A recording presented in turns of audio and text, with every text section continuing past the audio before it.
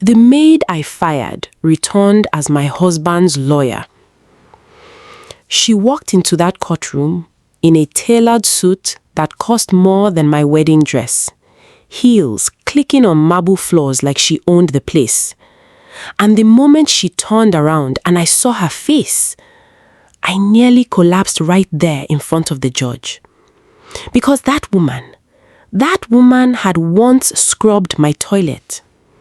She had once ironed my husband's shirts at 5 in the morning without a word of thanks. I had fired her. I had thrown her out of my house like she was nothing.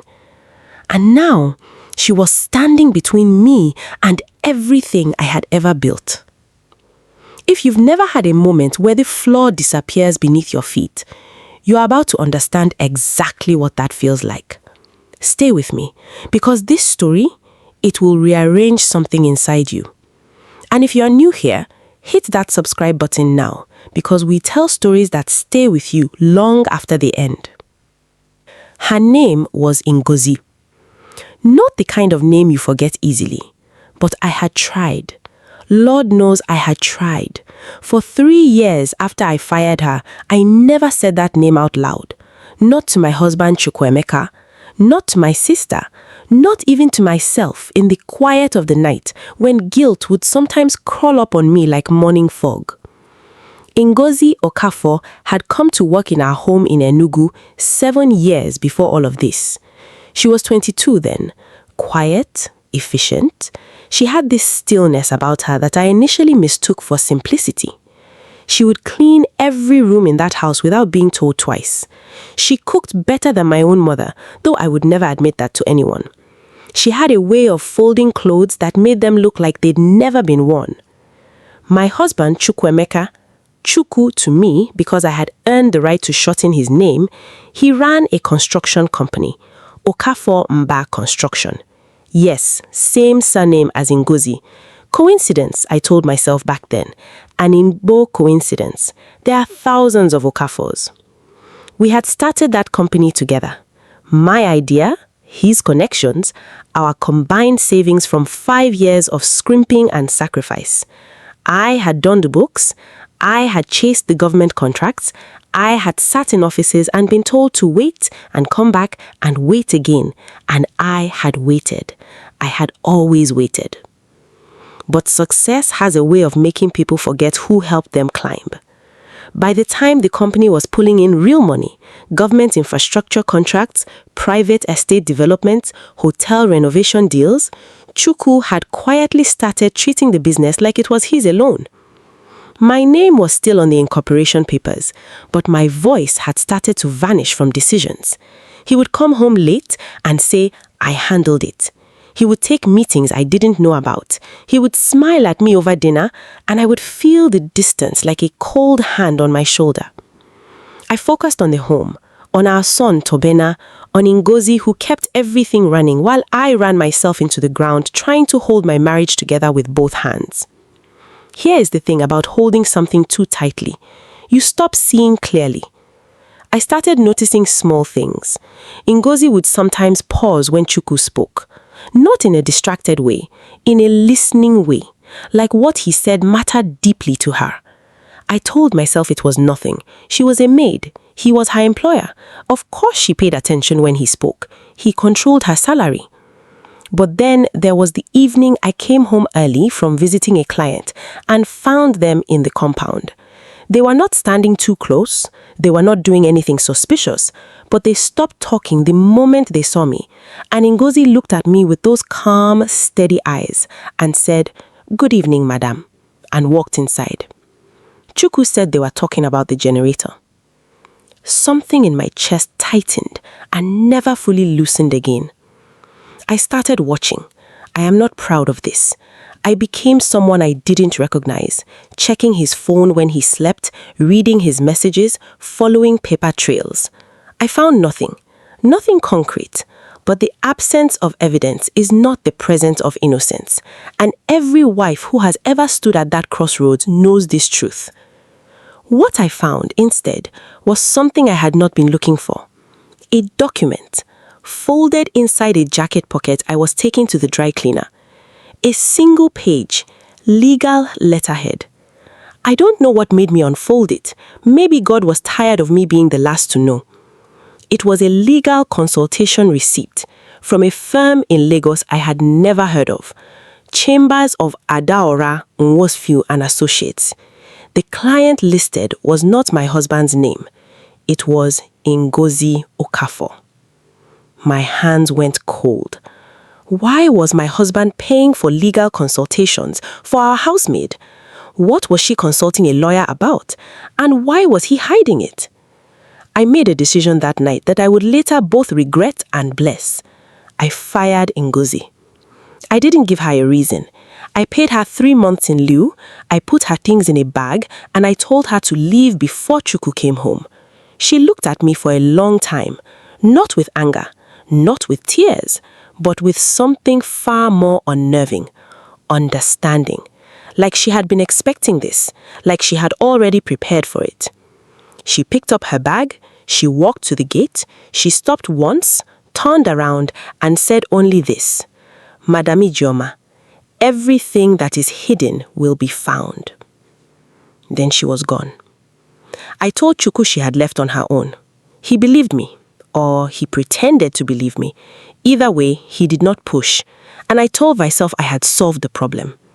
I had not. I had only moved it outside my sight. Now, pause here with me for a second, because what happens next, I need you to be fully present for this, because the story is about to turn in a direction that even I, who lived it, still cannot fully believe. If you are watching this and you haven't subscribed yet, please do it now, because the second half of this story is where everything falls apart and comes back together in the most unexpected way. You need to see where this goes. For 2 years, life moved on. Ngozi was gone, the house was quieter, I hired other help. None of them had her precision, her invisible efficiency, but I managed. Tobena grew, the business kept expanding. Chuku and I existed in the polite, functional distance of a marriage that had stopped being a partnership, but had not yet become a war. Then, Chuku filed for divorce. He did it through a lawyer. He didn't tell me face to face. He sent a lawyer's letter to my sister's address, not even our home, because apparently he had been advised that I might become emotionally volatile. That was the phrase in the letter. Emotionally volatile. After 17 years, after everything. The grounds he cited were irreconcilable differences. Clean, legal, cold. I hired my own lawyer immediately, a good one. Namdi Eze, out of Abuja, who had handled some of the biggest marital asset disputes in the Southeast. I told him everything, the company, the contracts, the fact that my name was on the founding documents, that I had contributed capital, that I had worked as de facto CFO for the first 4 years before Chuku slowly pushed me out of the financial loop. Namdi was confident. He said, "This is straightforward. You have rights. We will document everything." Nothing about what followed was straightforward. We received disclosure of the opposing legal team 3 weeks before our first court date. I read the letter quickly. Then I read it again slowly. Then I sat down on the floor of my bedroom and stared at the ceiling. The lead counsel representing Chukwuemeka Umba in these proceedings was Ngozi Okafor. Not Ngozi the maid, not Ngozi who had folded our shirts. Ngozi Okafor, LLB, LLM, barrister and solicitor of the Supreme Court of Nigeria. Partner, Chambers of Adaora Nwosfiu and Associates, Lagos. The paper fell from my hands. My lawyer Namdi called me that evening. He was unusually quiet on the phone. He said, "Ijeoma, we need to talk about the opposing counsel." I said, "I know who she is." He said, "Then you should also know she's very good. One of the best property and marital asset litigators in Lagos right now. She's handled 3 high-profile divorce cases in the last 2 years. She won all of them." I asked him how. How had this woman, who had spent years in my house, become this? He told me what he had found out. Ngozi had studied law part-time through a distance learning program, quietly, while working domestic jobs to fund her education and her late mother's hospital bills. She had started as a cleaner in Lagos after I dismissed her. She had finished her LLB in 2 years. She had passed the bar. She had clerked under Adaora Nosu herself. She had risen fast because she was, by all accounts, brilliant and relentless. And she had chosen to come back for this case specifically. That was what stopped my blood cold. Out of all the cases in Nigeria, she had taken my husband's case. She had not stumbled into it. She had chosen it.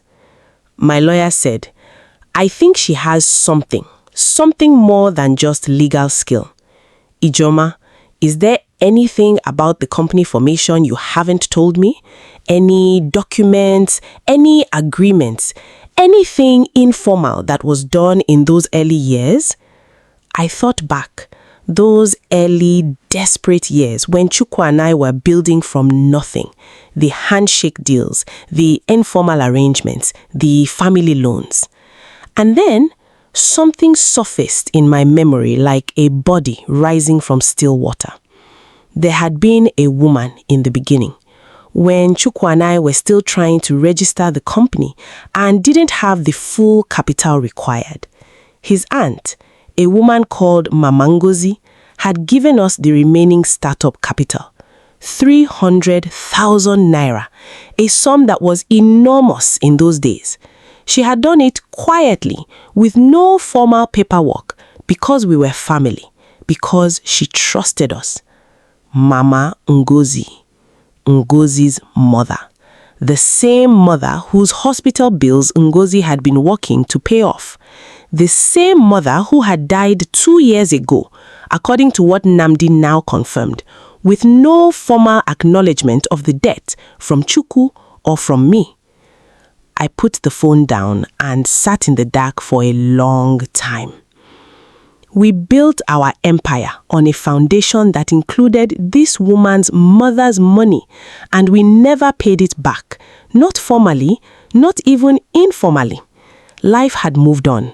The company had grown. And somewhere, a young woman scrubbing floors in our home knew the whole time exactly who we were and what we owed. The first court session was like sitting inside a burning room and being told to remain calm. Ngozi walked in, and she did not look at me for a long time.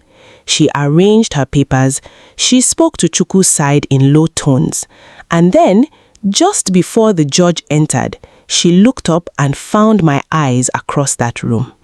There was no triumph in her face, no cruelty. There was something else, something I couldn't name right away, something that looked almost like sorrow. My lawyer Namdi had warned me.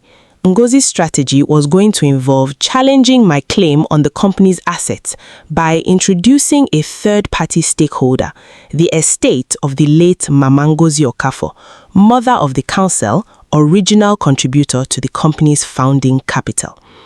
If the court recognized that contribution as an unrecognized equity stake, if the estate of the deceased woman was awarded that equity posthumously, then the company's asset pool that Chukwu and I were fighting over would shrink significantly. And Ngozi, as the sole heir of her mother's estate, would receive it. She wasn't just fighting for Chukwu. She was fighting for her mother. That realization hit me somewhere deep and raw. This woman had watched me live in luxury. She had cleaned my home. She had cooked food she would never eat at my table. And the whole time, she had been carrying the weight of what we had taken from her family. Quietly, patiently, learning, preparing. She had waited 7 years, and she had come back not out of hatred, but out of justice, for her mother, for a dead woman who believed in us and was forgotten. I pulled my lawyer aside during a recess. I said, What if I don't fight this? He looked at me like I had grown a second head. I said, what if Mama Ngozi's contribution was real and we never honored it? What if I acknowledge it? What does that do to my own case?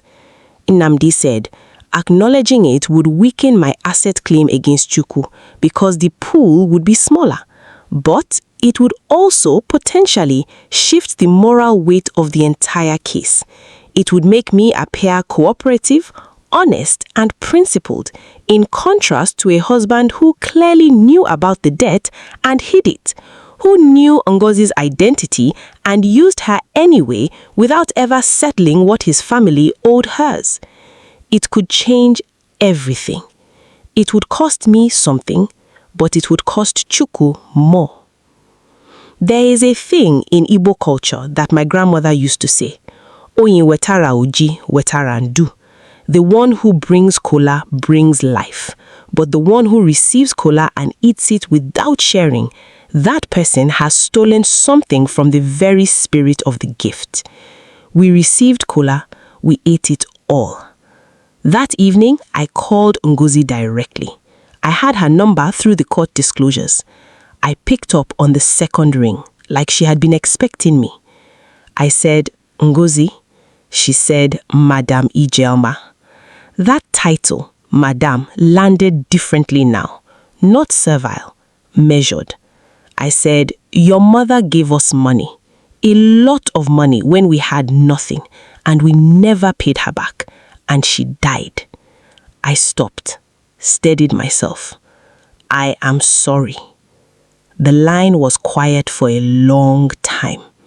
Then she said, she believed in you both. She said you had hunger in your eyes, the right kind. She thought you would remember her when you made it. I said, we forgot. She said, he forgot. I don't know about you. You were always different from him, madam. Even when you were unkind to me, and you were sometimes unkind, I always felt you were capable of knowing it. That undid me completely. I held it together long enough to say, what do you need from this case? Not what the law gives you.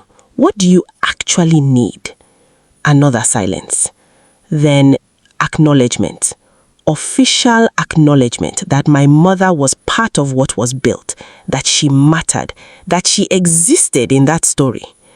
I said, I will instruct my lawyer to formally recognize her contribution. I will agree to whatever assessment the court makes on the estate's share. She was quiet for a moment. Then she said, why? I said, because your mother deserved better, and so did you. What happened in that courtroom over the following weeks was not what anyone expected. I testified on behalf of acknowledging Mama Ngozi's contribution. My own lawyer presented our formal recognition of the estate's equity. The judge was visibly surprised. Chukwu's legal team, even Ngozi, had not anticipated this. It disrupted every prepared argument. Chukwu was furious. He felt he had betrayed me. But what he did not understand, what he had never understood, was that betrayal requires loyalty first, and he had spent years quietly dismantling mine. The court ruled that Mama Ngozi's estate was entitled to a 15% equity stake in Okafomba construction, to be held by Ngozi as her sole heir. This reduced the pool significantly, but my own contribution, documented, testified, recognized, was awarded formally. I received my 40% of the remaining pool. Chukwu got the rest, and a reputation that would follow him into every business room in Enugu. On the final day of proceedings, outside the courthouse in Enugu, Ngozi stopped beside me. She had taken off her wig. Without it, she looked younger, closer to the girl who had once stood in my kitchen mixing pepper soup at dawn. She said, "You didn't have to do what you did." I said, "I know." She said, "My mother would have liked you, the real you, not the madam you are performing." I didn't have an answer for that, so I just nodded. She extended her hand. I shook it. She said, "I hope the rest of your life is quieter. You deserve quiet." She turned and walked toward a waiting car. A driver held the door open for her.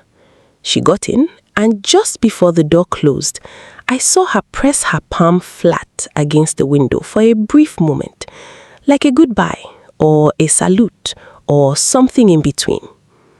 The car drove away. I stood there on the steps of that courthouse in Enugu afternoon with the sound of the city moving around me, and I thought about all the versions of this story that could have existed. The version where I never looked at that document. The version where Ngozi got nothing. The version where Mama Ngozi's memory stayed buried under everything we had built. I thought about all the Ngozis in the world. The ones scrubbing floors and swallowing their stories, learning in the dark, waiting for the world to give them the floor they had already earned. The ones who have been told to wait, to be quiet, to be less, to be smaller, and who are right now quietly becoming enormous. I thought about my son Tobina. What story I would tell him about this? Whether I would tell him all of it. I decided I would. Every part, even the parts that made me look small. Because the most important thing he needed to learn was not how to build something. It was how to acknowledge the people who helped you build it before they have to walk into a courtroom to remind you. I walked to my own car. I sat inside, and for the first time in years, I felt the particular relief of a woman who has stopped pretending to herself, to the world, to anyone. I had lost some things. I had kept others. I had found something I hadn't even known I was looking for. My name was Ijeoma Mba, and I had finally stopped letting other people tell the story of who I was. You just sat through a story about silence and death and the dangerous distance between who we pretend to be and who we actually are. And if it hit you somewhere real, somewhere you weren't expecting, then you know this channel is different. Subscribe, not for the algorithm. Subscribe because every week we bring you stories that ask the hard questions about who we are when we think no one is watching. Stories that remind you that justice is patient, that the people you overlook today may one day hold the door you need to walk through. We'll see you in the next one.